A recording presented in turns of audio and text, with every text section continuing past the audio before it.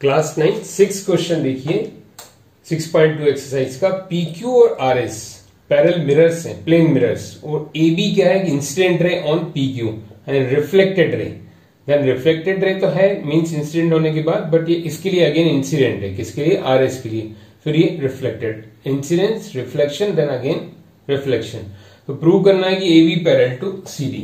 तो हमारे पास गिवन क्या है स्टूडेंट, क्वेश्चन में गिवन है PQ is parallel to RS, जो मिरर्स, और प्रूव हमें करना है to prove AB parallel to CD। जो रे AB है वो CD के पैरेलल है। तो स्टूडेंट देखिए, इसको प्रूव करने के लिए हम एक कंस्ट्रक्शन करें। पहले कंस्ट्रक्शन मीन्स यहां से हम एक नॉर्मल ड्रॉ करें। This is a normal and this is also called the normal, the line perpendicular between incident ray and reflected ray. Suppose this is BN and this is CM. Okay student, BN and CM. तो हमने जो construction किया उसको हमने लिखा यहां पर construction perpendicular to PQ. Okay student, and CM perpendicular to RS. Now proof. अब देखिए स्टूडेंट, इसको प्रूफ करने के लिए हम लॉज ऑफ रिफ्लेक्शन समझें। देखिए लॉज ऑफ रिफ्लेक्शन क्या होता है, ये एक प्लेन मिरर है। देखिए अलग से मैं समझा रहा हूं आपको, 8th क्लास में पढ़ा होगा फिजिक्स में, आपने आगे 10th में भी आपको। इंसिडेंस रे मीन्स जो रे फर्स्ट यहाँ स्ट्राइक करती है मिरर पे, फिर टकरा के जो जाती है वो रिफ्लेक्टेड रे। तो ये कहलाता है एंगल ऑफ इंसिडेंस और ये कहलाता है एंगल ऑफ रिफ्लेक्शन। तो लॉ ऑफ रिफ्लेक्शन क्या बोलता है कि I is equal to R। Angle of incidence और एंगल ऑफ रिफ्लेक्शन आपस में इक्वल होते हैं। इसी को अपन यूज कर रहे हैं इस क्वेश्चन में। तो लॉ ऑफ रिफ्लेक्शन को अपन यूज करें तो क्या होगा, देखिए angle ABN equal to angle NBC। Okay student, तो angle ABN is equal to NBC। हम यहां लिखेंगे रीजन,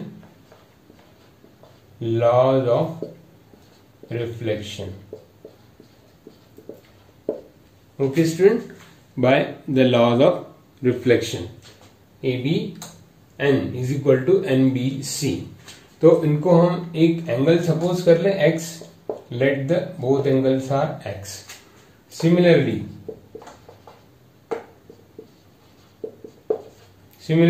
यहां भी हम देखें BCM, angle BCM is equal to angle MCD and let it is Y। यहां हमने इसको X सपोज किया और इन दो एंगल्स को हम क्या सपोज करें, Y। Okay student, these two are XX and these two are YY। तो ये हमें बहुत इजी पड़ेगा, ध्यान से देखिए। This is X, this is Y। Now student ये दोनों देखिए आप, X और Y ये इक्वल होंगे। We can write the angle NBC is equal to angle BCM। कैसे, because BN and CM are parallel, BN parallel to CM। कैसे हुआ, डिस्टेंस बिटवीन पैरेलल लाइंस, ये आपको लिखना पड़ेगा reason, distance between parallel lines. देखिए क्या होता है कि पैरेलल लाइंस जब भी होती हैं, कोई भी दो पैरेलल लाइंस हो, तो पैरेलल लाइंस के बीच में जो डिस्टेंस लेंगे, डिस्टेंस क्या होता है, वर्टिकल, परपेंडिकुलर। तो पैरेलल लाइंस के बीच में डिस्टेंस जो होता है ये पैरेलल होता है, ये लाइंस पैरेलल होती हैं। आपने रेल की पटरियां, ट्रैक्स देखी होगी, उनके बीच में जो ये बिछे रहते हैं स्लीपर्स, तो ये क्या रहते हैं, पैरेलल। तो वही फंडामेंटल हम यहाँ यूज कर रहे हैं स्टूडेंट। तो NBC BCM की जगह हम क्या लिख सकते हैं, angle X is equal to angle Y, because this X is equal to this Y।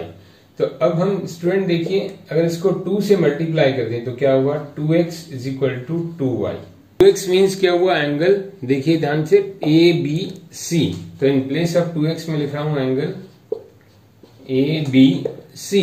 Now in place of 2y, ये जो 2y है बी सी डी, तो एंगल हो गया बी सी डी।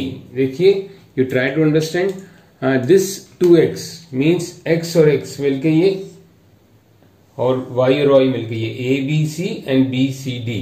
अब देखिए ये दो एंगल ए बी सी और बी सी डी इक्वल हो गए, और ये कैसे एंगल्स हैं? These are alternate angles. Okay, these are alternate angles,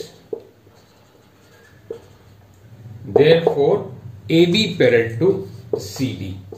तो इसलिए ए बी जो है पैरेलल टू हो गया सी डी के। ये ध्यान से देखिए, ये आपका इस तरह से कुछ आप समझ सकते हैं, ऐसा स्ट्रक्चर है स्टूडेंट। देखिए ये दो लाइंस पैरेलल हैं और ये एंगल आपस में इक्वल है।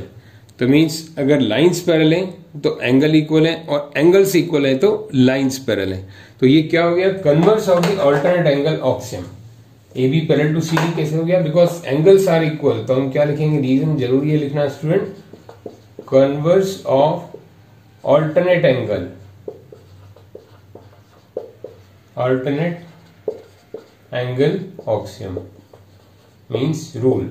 जो लाइंस पैरेलल है तो एंगल इक्वल है, बट यहाँ एंगल्स इक्वल हो गए A B C B C D, क्योंकि एक्स और एक्स मिलके A B C, Y Y मिलके बी सी डी। तो therefore A B parallel to C D, hence prove. Okay student.